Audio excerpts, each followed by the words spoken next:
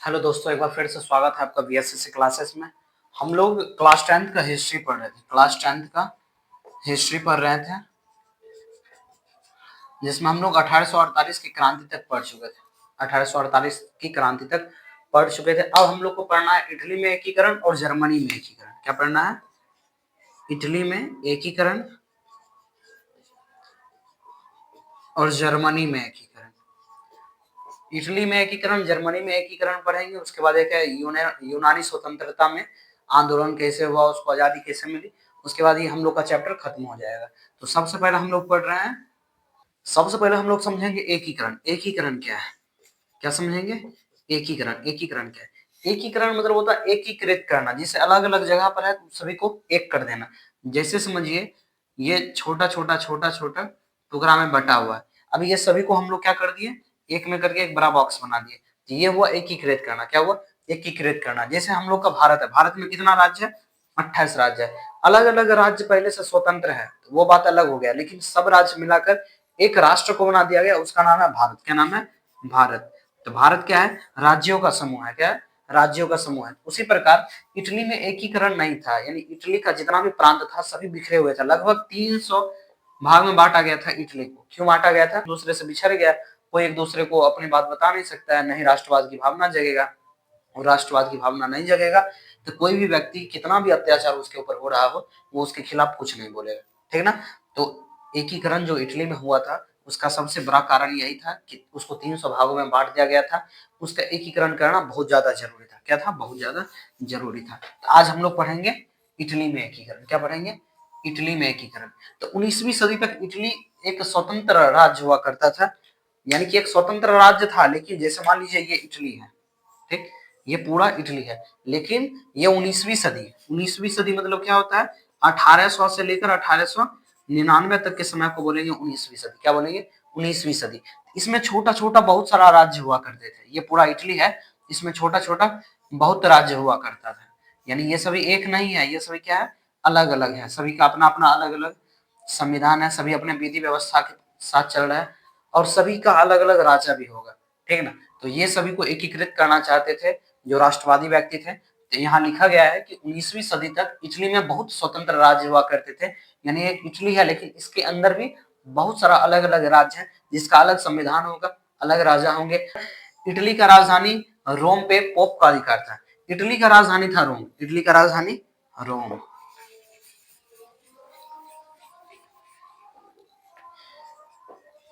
Italy का राजधानी रोम था। कहाँ था? रोम। रोम जो था, इस पर पोप का अधिकार था। पोप कौन थे? तो उस समय जो सभी जैसे धर्म मान रहे, धर्म का जो सबसे ऊपर पद का आदमी होता है, जैसे हम लोग पंडित बोलते हैं ना, पंडित जी या फिर कोई ब्राह्मण होता है, उसी प्रकार रोम रोम जो था उस पर पोप का अधिकार था। किसका अधिकार था? पोप का। यानी कि पोप यहाँ पर अपना विधि व्यवस्था चलाते थे, जिसको फादर बोला जाता है, वही पोप। ये अपना विधि व्यवस्था चलाते थे। ये इटली का एकीकरण करना चाहते थे। कौन? पोप। ये इटली का एकीकरण करना चाहते थे, लेकिन बोले थे कि हम करेंगे धार्मिक दृष्टिकोण से, कि हमारे धर्म का जो व्यक्ति होगा वही इस में सम्मिलित होगा। अगर जो जो राज्य, यानी जो इटली है अनेक राज्य का समूह है, तो जो जो राज्य इसमें हमारे धर्म को स्वीकार नहीं करेगा वो सभी राज्य इससे अलग हो जाएंगे, और जो सभी राज्य हमारे धर्म को स्वीकार कर लेंगे वो सभी को मिलकर हम बनाएंगे एक राष्ट्र, और जिसका नाम होगा इटली। जिसका नाम क्या होगा? इटली होगा। यानी कि इटली की राजधानी रोम, जिस पर पोप का अधिकार था, ये एकीकरण करना चाहते थे, परंतु ये धार्मिक दृष्टिकोण से। किस दृष्टिकोण से? धार्मिक दृष्टिकोण से। ये धार्मिक दृष्टिकोण से ये धार्मिक दृष्टिकोण से इटली का एकीकरण करना चाहते थे, जो कि संभव नहीं हुआ। और यहाँ के लोग, यानी कि जो इटली के लोग थे, वहां फ्रांस की घटना का प्रभाव अधिक पड़ रहा था। क्यों पड़ा था? 1830 में क्रांति हुआ था, 1789 में क्रांति हुआ था, 1848 में क्रांति हुआ था। ये सब बहुत क्रांति हुआ। ये सभी क्रांति का प्रभाव पड़ा इटली पर। कहां पर? इटली पर। तो मुख्य रूप से 1789 की क्रांति का प्रभाव पड़ा कि यहाँ के व्यक्ति पर जब फ्रांस की घटना का प्रभाव पड़ा, तो यहाँ के व्यक्ति सभी अंदर से मीन्स सभी के मन में अब भाव आने लगा कि फ्रांस जो है, फ्रांस अपने शासक के खिलाफ लड़ रहा है, फ्रांस अपने शासक के खिलाफ लड़ रहा है, परंतु हम लोग नहीं लड़ रहे हैं। तो इन सभी के मन में, जो फ्रांसीसी व्यक्ति थे, इन सभी के मन में विचार आया कि हम लोग भी, सॉरी, जो इटली के व्यक्ति थे उनके मन में विचार आया कि हम भी फ्रांस की तरह युद्ध करें और अपने राज्य से ये राजतंत्र शासन व्यवस्था को खत्म कर दें। उसके बाद यहाँ पर आ गए थे नेपोलियन। कौन आए थे? नेपोलियन। इटली को जीत लिए थे। क्या कर लिए थे? देखिए 1799 ईस्वी तक, 1799 ईस्वी तक लगभग 40 राज्य को नेपोलियन जीत चुके थे। नेपोलियन जीत चुके थे। उसके बाद कहाँ पहुंचे? इटली। कहाँ पहुंचे? इटली।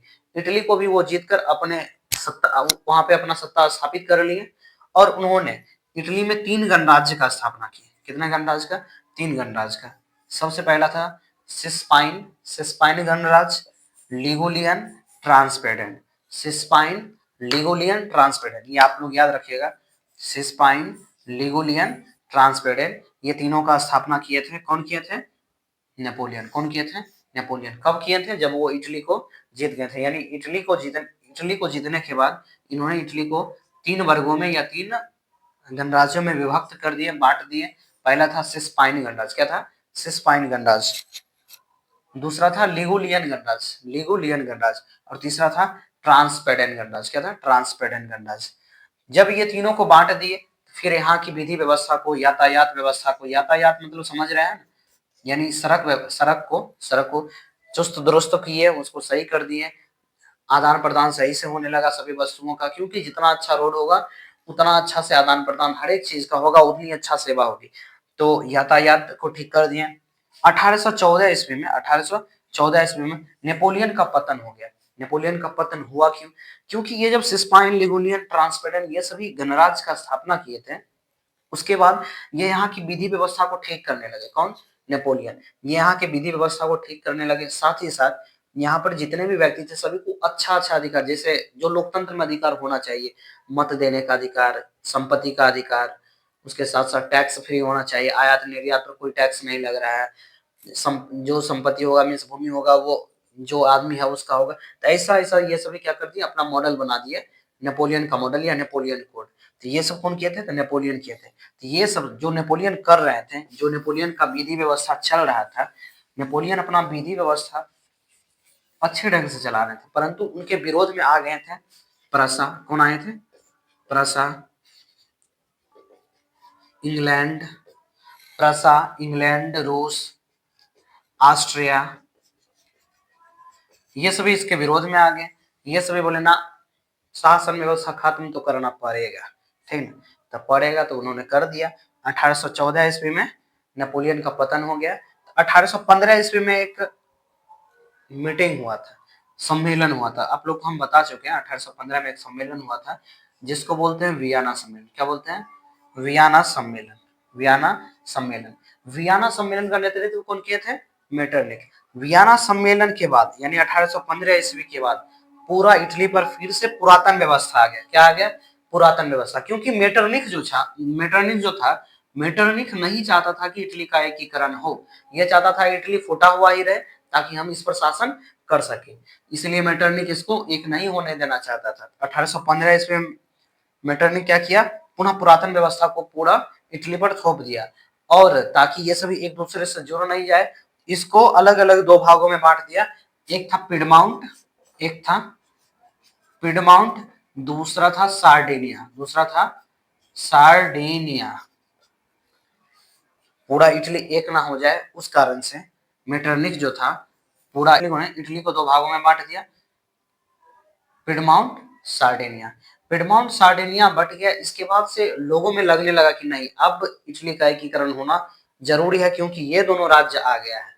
तो उसके बाद 1820 ईस्वी में कुछ संवैधानिक सुधार हुआ, कुछ संवैधानिक व्यक्ति आए जो अच्छे अच्छे बात बोलने लगे, जिनसे वहां की इटली की जनता प्रेरित होने लगी। तो उन्होंने सभी मिलकर एक कार्बोनरी संस्था का गठन किया। किसका गठन किया? कार्बोनरी। ये एक गुप्त दल संस्था थी। कैसी संस्था थी? गुप्त दल। गुप्त दल था। और इसमें सभी राष्ट्रवादी व्यक्ति थे, जो अपने देश के प्रति, जो इटली के प्रति अच्छा सोच रहे हैं, जो इटली को एकीकृत करना चाह रहे हैं, वो सभी क्या थे? कार्बोनरी में जुड़े हुए थे। इटली के एकीकरण में मुख्य रूप से 3 व्यक्ति का योगदान था, सॉरी, मुख्य रूप से 4 व्यक्ति का योगदान था। कौन कौन थे? पहला, मेजनी। ये सभी इटली का एकीकरण करना चाहे, परंतु कोई भी अपने दम पर पूरा नहीं कर पाए। पहले थे मेजनी, उसके बाद काउंट काबोर, उसके बाद आए गैरी बाल्डी, इसके बाद थे विक्टर इमैनुअल। कौन थे? Victor Emmanuel. ये सभी पूरा इटली का एकीकरण करना चाहते थे, परंतु कोई भी अकेला अपने दम पर इटली का एकीकरण नहीं कर पाए। सब जो थे आधा अधूरा कुछ कर कर चल गए थे। तो हम लोग एक एक करके सबके बारे में पढ़ेंगे, एकदम धैर्य रखिए। अगर आप लोग को वीडियो अच्छा लग रहा है तो आप लोग लाइक कीजिए और सब्सक्राइब कीजिए। और हाँ, एक विशेष सूचना ये है कि अगर आप लोगों को नोट्स लेना है, तो आप हमारे नंबर 9934448626 इस पर आप अपना नाम, स्कूल का नाम और लिख दीजिएगा कि हमको नोट्स चाहिए। बस क्लास का नाम, क्लास का नाम, स्कूल का नाम ये लिखकर भेज दीजिएगा कि हमको नोट्स चाहिए, आपको नोट्स प्रोवाइड हो जाएगा। तो हाँ, हम लोग पढ़ रहे थे इटली का एकीकरण। अब हम लोग फिर से एक बार समझ लेते हैं इटली का एकीकरण क्या है, पूरा भी पढ़ लिए। तो इटली एक ऐसा राज्य था 19वीं सदी का, जिसमें बहुत सारे अनेक छोटे-छोटे राज्य थे जो स्वतंत्र रूप से थे, जिसमें अलग-अलग राजा हुआ करते थे, अलग-अलग उसका संविधान हुआ करता था। इटली का एकीकरण सॉरी इटली का राजधानी रोम था। कहाँ था इटली का राजधानी? रोम। जहाँ पर किसका अधिकार था? पोप का। पोप फादर होता है ना, फादर जैसे बाहर हम लोग बोलते हैं फादर, जो मंदिर के मीन्स उसके हेड है उसको बोलते हैं फादर, वही थे पोप। चर्च में जैसे होते हैं पादरी के हेड, उन्हीं को पोप बोला जाता था। इटली का राजधानी कहाँ था? रोम। रोम पर किसका अधिकार था? पोप का। पोप इटली का एकीकरण करना चाहते थे। ये चाहते थे कि इटली का एकीकरण हो, परंतु धार्मिक दृष्टिकोण से। चूंकि धार्मिक दृष्टिकोण से किसी भी देश का बंटवारा नहीं होना चाहिए, इसलिए वहां की जनता सभी इनसे सहमत नहीं थी। लेकिन ये एकीकरण करना चाहते थे। ये चाहते थे कि जो हमारे धर्म का है वो सभी मिलकर हम एक अपना राज्य बना ले, अपना राष्ट्र बना ले, वो इटली होगा। और जो दूसरे धर्म का है दूसरे जगह चल जाए।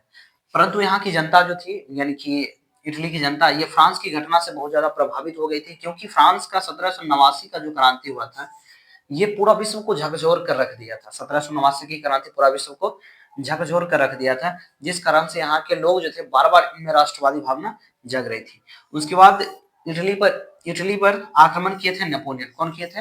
नेपोलियन। और नेपोलियन इटली को जीत गए थे। इटली को जीतने के बाद यहाँ 3 भागों में बांट दिए थे, यानी 3 गणराज्य का स्थापना किए थे, सिस्पाइन, लिगुलियन, ट्रांसपेडेंट। सिस्पाइन, लिगुलियन, ट्रांसपेडेंट।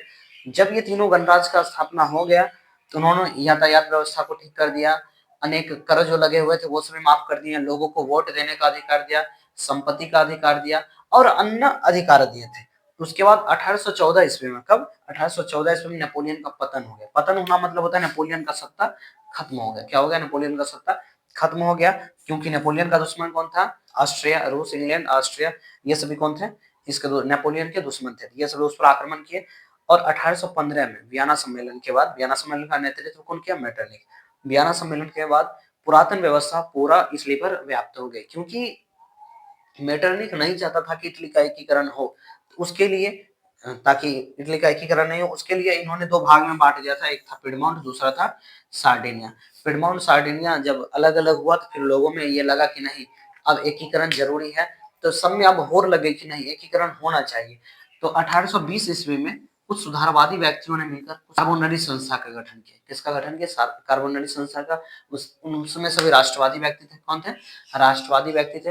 वो सभी मिलकर अपने देश के बारे में सिर्फ सोचते थे, अपने देश के प्रति सोच, अपने देश को आजाद कराना चाहते थे। और साथ ही साथ इसमें बहुत सारे अन्य जो व्यक्ति थे उनका भी योगदान था। सबसे पहले मेजनी, काउंट कावर, गैरिबाल्डी, विक्टर एम्मानुएल। तो अब हम लोग एक एक करके मेजनी के बारे में पढ़ेंगे, काउंट कावर के बारे में पढ़ेंगे, गैरिबाल्डी के बारे में पढ़ेंगे, विक्टर इम्मानुएल के बारे में पढ़ेंगे। तो उम्मीद करते हैं आप लोगों को यहाँ तक समझ आ गया होगा।